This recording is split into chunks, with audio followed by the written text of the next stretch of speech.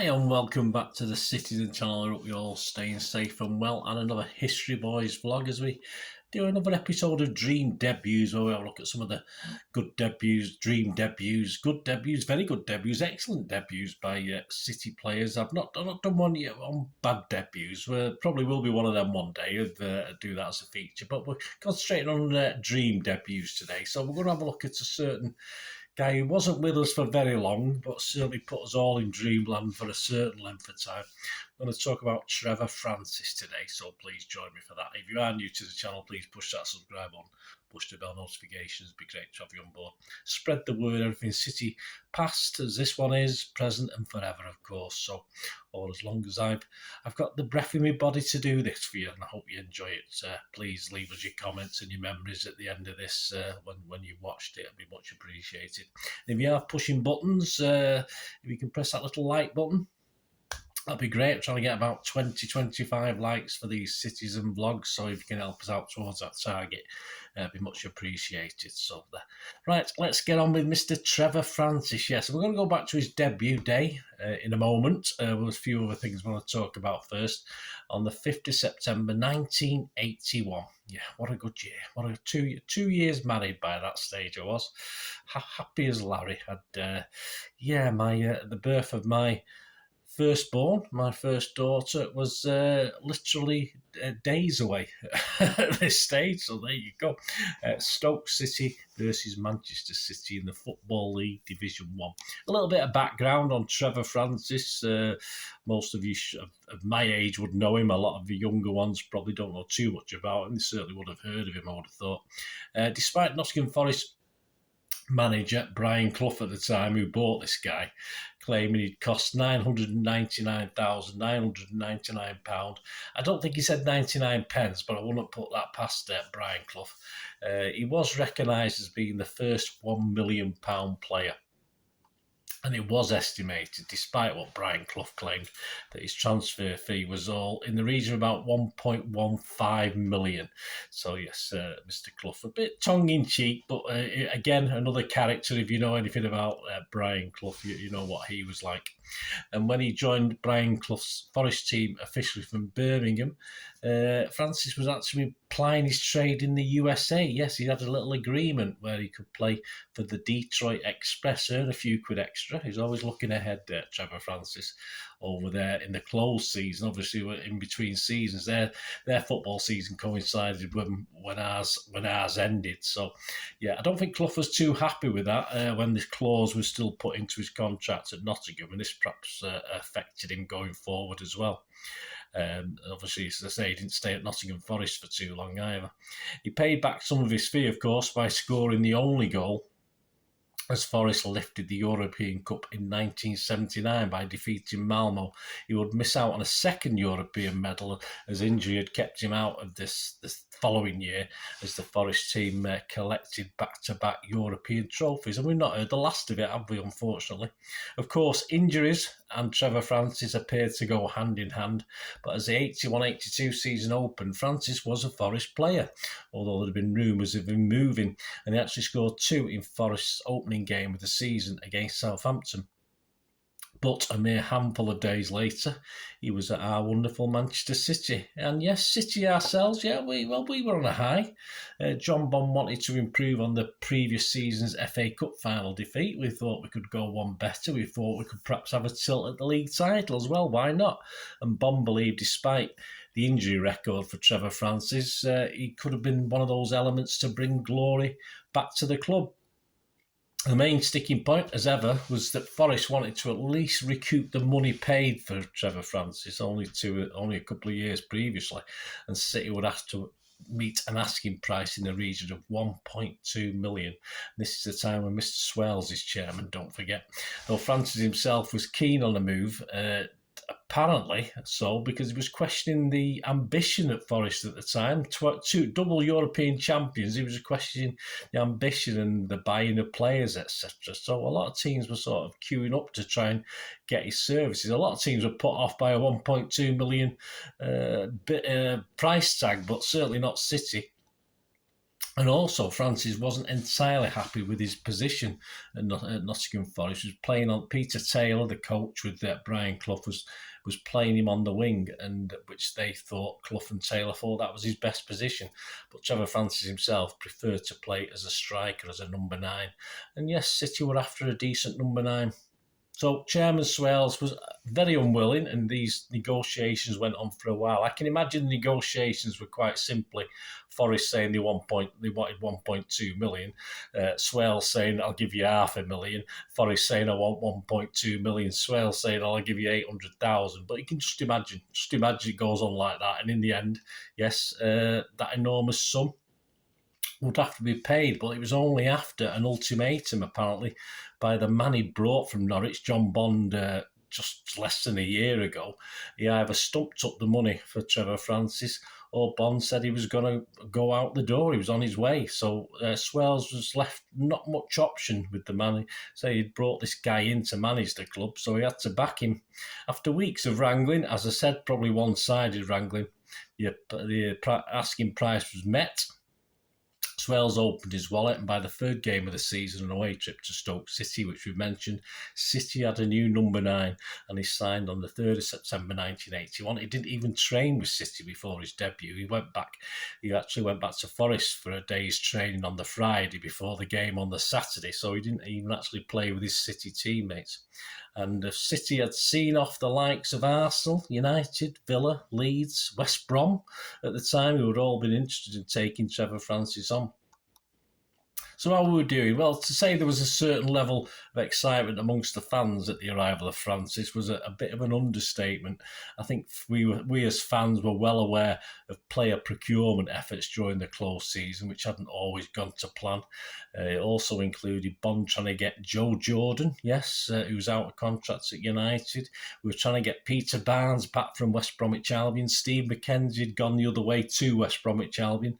Justin Fashanu from Norwich seemed almost dead on cert to join us, but something sort of went wrong at the last minute. He was at Norwich at the time, and Nottingham Forest nipped in, paid the money, and took him. I don't think Norwich held any grudge. I'm fairly sure they did, and obviously they were a bit cock-a-hoop to let that happen. And of course, Justin Fashanu ended up going over to Nottingham Forest.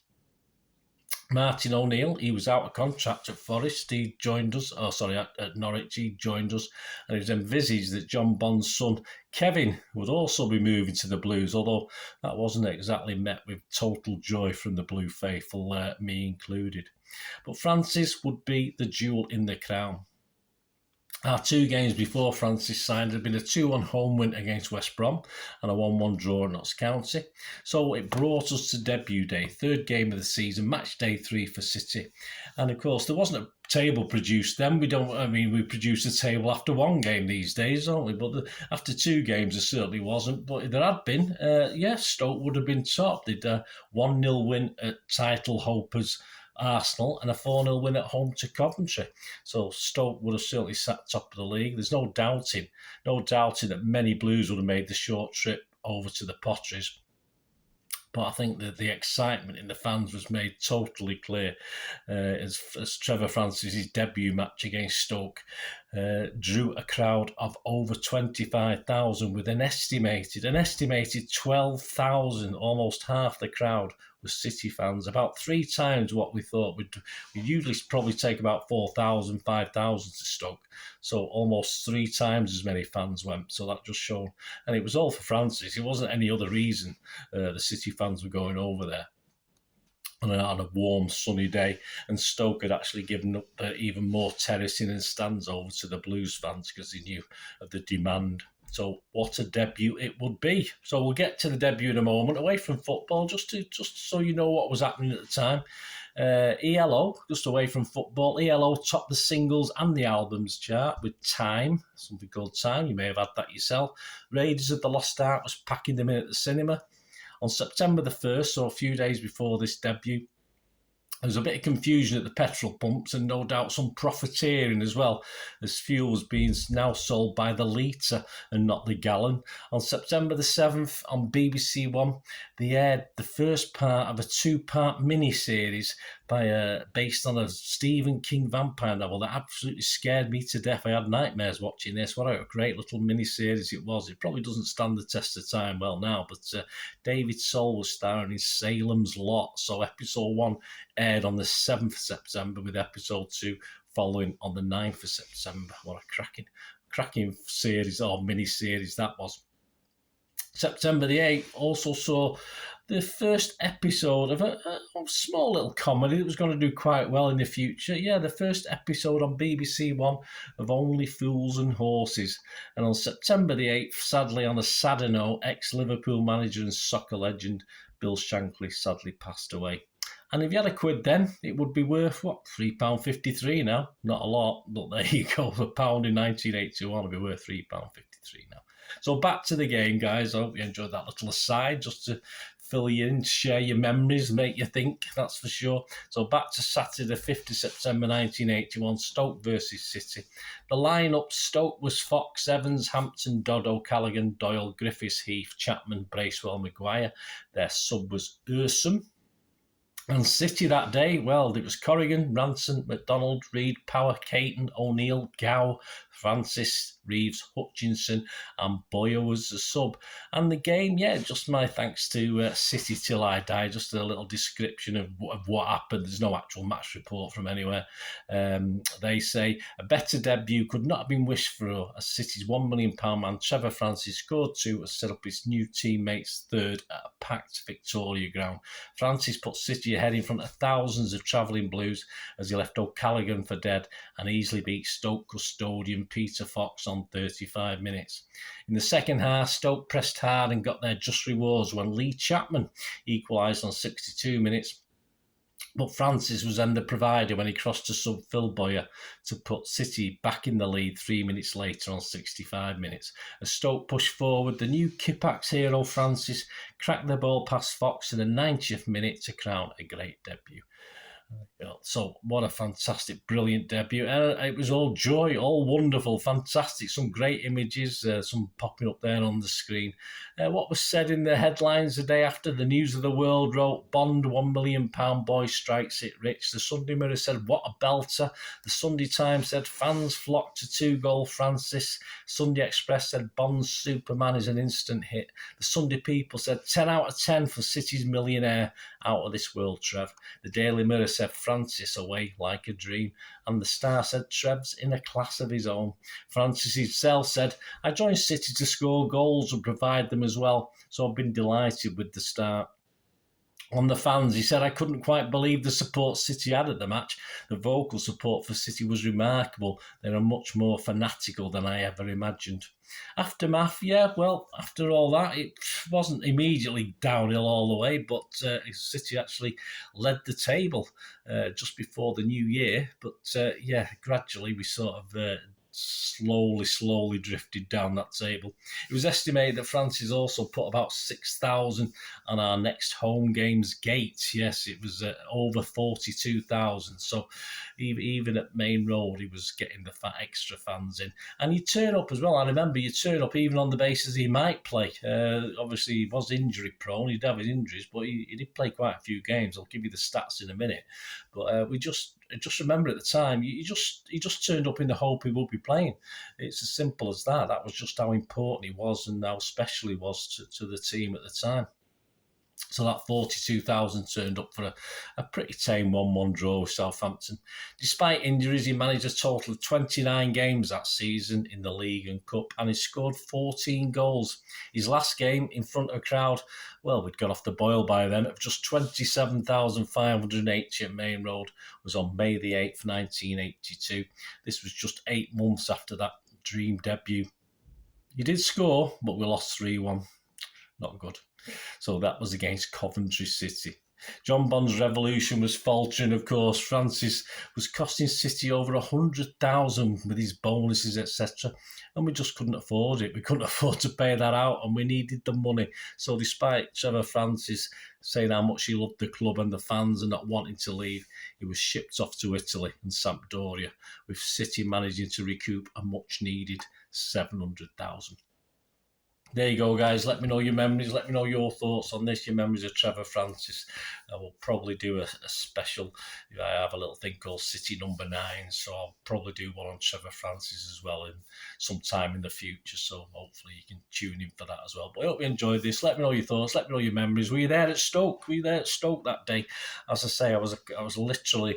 My child was due to be born on the 5th of September. So I don't think I was going. Certainly not going to the away games at the time. I snuck the odd home game in, but so that sort of stopped me from going. But if you were there, let me know. Or if you have any other memories of Trevor Francis, please.